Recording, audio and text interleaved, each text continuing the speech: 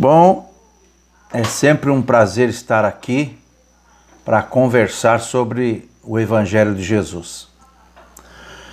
E hoje eu quero trazer aqui um tema que parece corriqueiro, sem muita importância, mas ele é de base. E o tema é: o que é ser espírita? E o que é ser espírita? Será que para ser um espírita precisa fazer palestra? Será que para fazer espírita a pessoa precisa dar passe? Para ser espírita tem que ser médium de incorporação? Para ser espírita precisa ver e ouvir os espíritos desencarnados? Enfim, o que é que a gente precisa fazer para ser espírita? Primeiro vamos entender um pouquinho, com breves palavras, o que é o Espiritismo.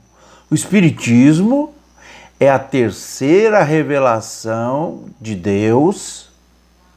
A primeira foi Moisés, trazendo os 10 mandamentos e posteriormente totalizando 613 mandamentos.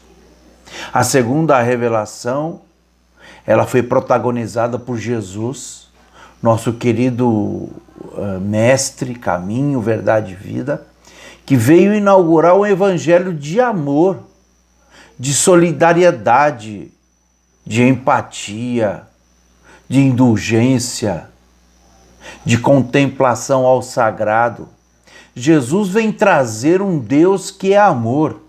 Jesus vem trazer para nós um lema de convivência: amar a Deus sobre tudo, sobre todas as coisas.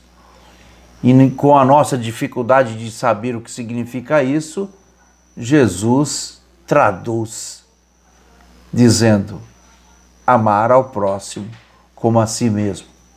E se colocar no lugar do próximo. Se colocar sempre no papel do outro para ver se aquilo que a gente está fazendo é bom ou não é bom. E a terceira revelação prometida por Jesus, quando Jesus diz: um novo Consolador eu vos mando, que há de ficar eternamente convosco. Ora, o que vai ficar eternamente conosco é a verdade, é o conhecimento, é a ciência do nosso papel, o que é que nós estamos fazendo aqui na Terra. E esse novo Consolador prometido, ele se materializa com a codificação que Kardec fez. Kardec, né, o codinome do professor Denisard, Hipólito Rivel. E o professor Denisard era uma pessoa que não acreditava nas manifestações espirituais. E eu acho que a gente tem que ser um pouco de Kardec. Kardec não era espírita, gente. Kardec era uma pessoa boa, discípulo de Pestalozzi, e ele era um pedagogo, ele era um educador que merece horas e horas de dissertação sobre a vida de Kardec. Kardec, ele é chamado por amigos bons dele, que não eram pessoas levianas, que queriam que ele desse a explicação. Falou: olha, Kardec, professor Rivel, a gente faz a pergunta e a mesa responde. E o professor Rivel disse: mas quando alguém me disser que a mesa tem sistema nervoso e nervos, eu vou entender, mas até lá é conversa para se dormir. E ele relutou, até que um dia ele foi. E quando ele vê que a mesa está levitando, e aí sem a interferência dos encarnados ali, e ela responde a perguntas, ele faz algumas perguntas. E teve perguntas que a mesa respondeu errado. E aí Kardec, o professor Rivel, ele entende o seguinte: opa, não é a mesa que responde, mas alguma inteligência que responde através deste objeto. Por alguma interferência nas leis da física. Essa inteligência, entretanto, não é toda sábia, porque tem coisas que ela não sabe.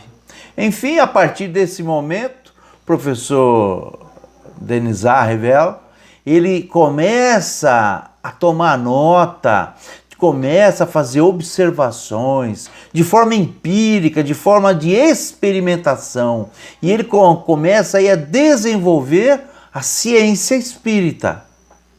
Porque espiritismo é a ciência, a filosofia e a religião. Então, Kardec ele começa a perguntar, fazer a mesma pergunta para vários médiuns, em várias localidades do mundo todo. Ele começa a catalogar todas as respostas e ver quais respostas eram o quê? Universais em todos os lugares. Retirou ali as inconsistências e escreve o Livro dos Espíritos. E um novo capítulo na humanidade é inaugurado.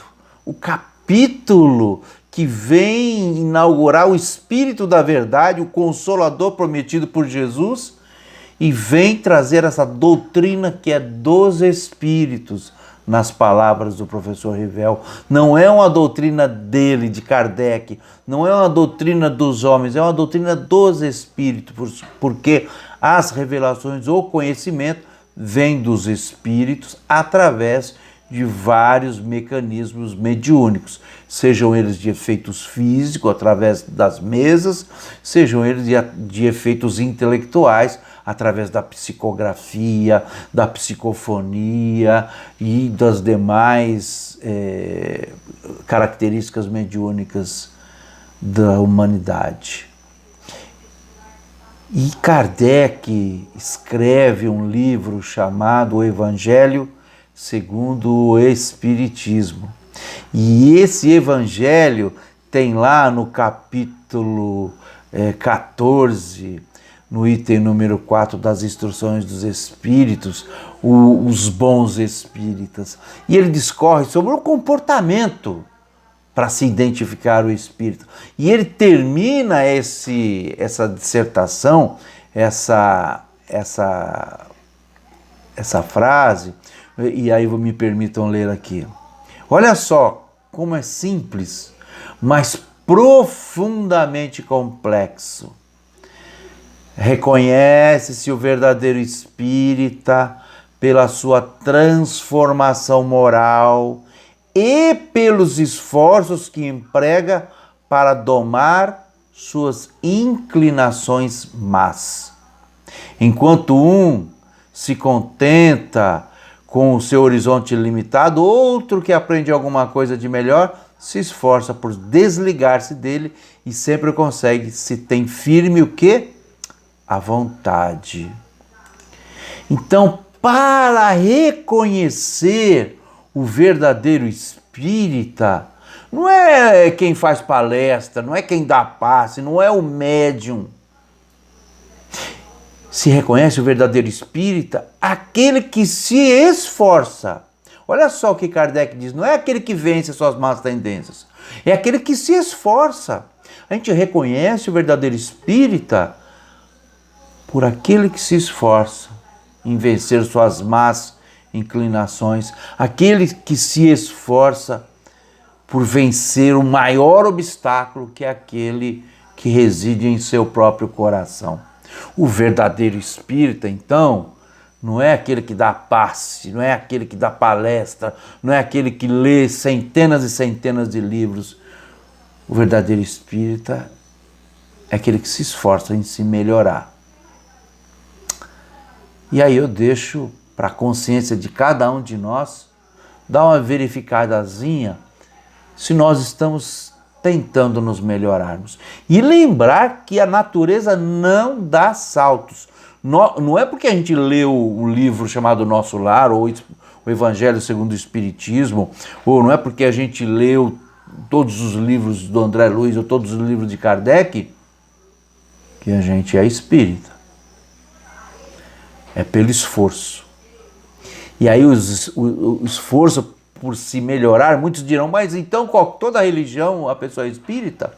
Não, é aquele que se esforça em se melhorar, vencer suas más tendências, à luz dos ensinamentos dos Espíritos. E lá no começo dessa lição maravilhosa, Kardec diz que o espírita verdadeiramente é o verdadeiro cristão. E espírita verdadeiro, cristão verdadeiro se confundem. Porque o espiritismo, esse ensinamento que veio através dos espíritos, eles não vêm trazer um novo paradigma, um novo referencial. Quando Kardec pergunta qual é o melhor modelo a ser seguido de pessoa, de ser humano, os espíritos são enfáticos e eles afirmam de forma definitiva que o modelo a ser seguido é Jesus, o Cristo. Caminho, verdade e vida.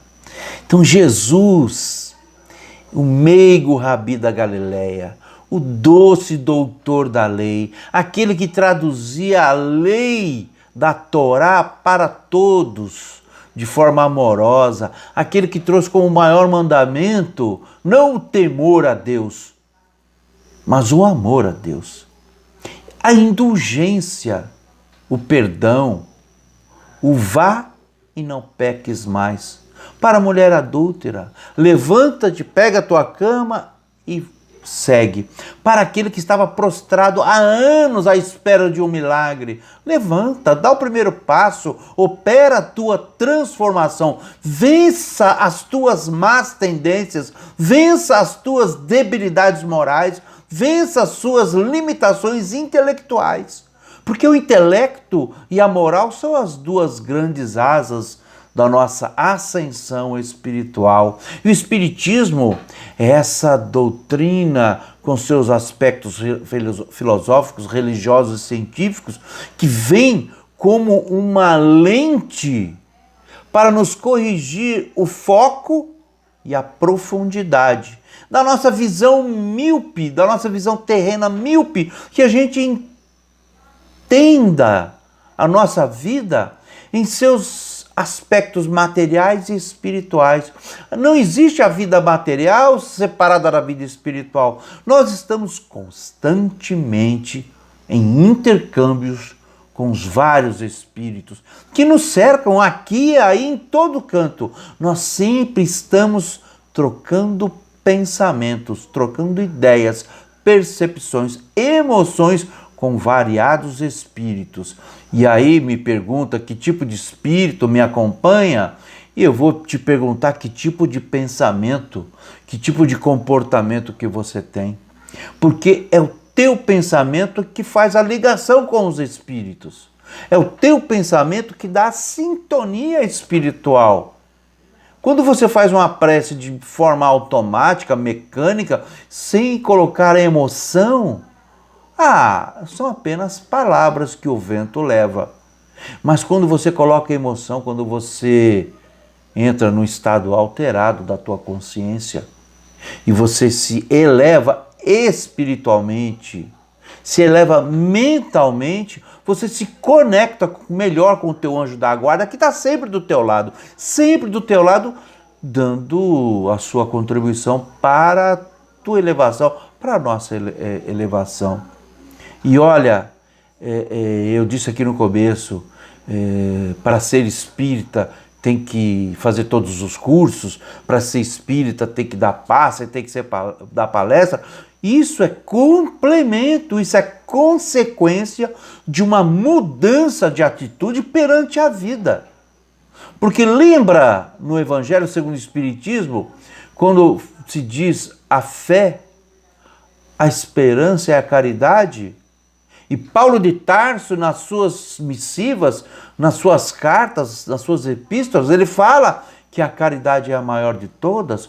Claro, porque a caridade é a prática daquilo que a gente acredita em nossa fé, daquilo que a gente espera como nossa atitude, é a nossa prática, a nossa transformação no dia a dia. E sem dar saltos miraculosos. Nós vamos cair e levantar, e o grande segredo está em levantar sacudir a poeira e seguir a nossa trilha, seguir a nossa jornada. Ora, para ser espírita é preciso o esforço. E o professor Rivel, o professor Denizar, o Kardec, ele pergunta a Santo Agostinho o que fazer para evoluir, para fazer essa tão falada reforma íntima. E Santo Agostinho diz, é muito simples, com pequenos gestos diários, com pequenos comportamentos diários, você consegue se transformar. E aí Kardec, ainda um pouco insatisfeito com essa resposta, mas ele fala, mas uma transformação tão grande vem desse modo pequeno? Como assim? E Santo Agostinho diz, façam como eu fazia quando estava na terra. Ao final do dia, quando recostava minha cabeça no travesseiro, eu perguntava à minha consciência, que mal que eu realizei hoje? Que bem que eu deixei de realizar? Eu fui uma boa pessoa no dia de hoje? E dormindo com esse exame de consciência, a gente acaba se preparando para um novo dia que se iniciará dali a algumas horas. E a gente vai, de pouco em pouco, de passo em passo, criando novos hábitos. Para esses novos hábitos substituir os velhos vícios e velhos defeitos que nos carregam há milhares e milhares de anos através da roda das nossas reencarnações. Criando pequenos hábitos, fazer uma prece de agradecimento pelo dia que se inicia, agradecer a Deus pelo pão que se apresenta à nossa mesa, fazer oração quando a gente vai começar o dia de trabalho, quer que seja onde nós estejamos, fazer uma prece. Ao final do dia, fazer uma prece para se preparar para dormir. Fazer o evangelho no lar uma vez por semana. Se reunir com os familiares. Quem quiser participar, se ninguém quiser participar, faça sozinho. Os mentores dos teus entes queridos estarão contigo para te fortalecer. Ter uma vivência religiosa. Não estou falando religião, mas religiosidade. Do verbo religare. Religar a criatura ao Criador. Através dos ensinamentos que Jesus nos deixou. É de uma simplicidade enorme, mas, repito, de uma complexidade tamanha. Essas são as grandes montanhas que a nossa fé há de remover. Então, o que é que nós precisamos fazer para sermos reconhecidos espíritas?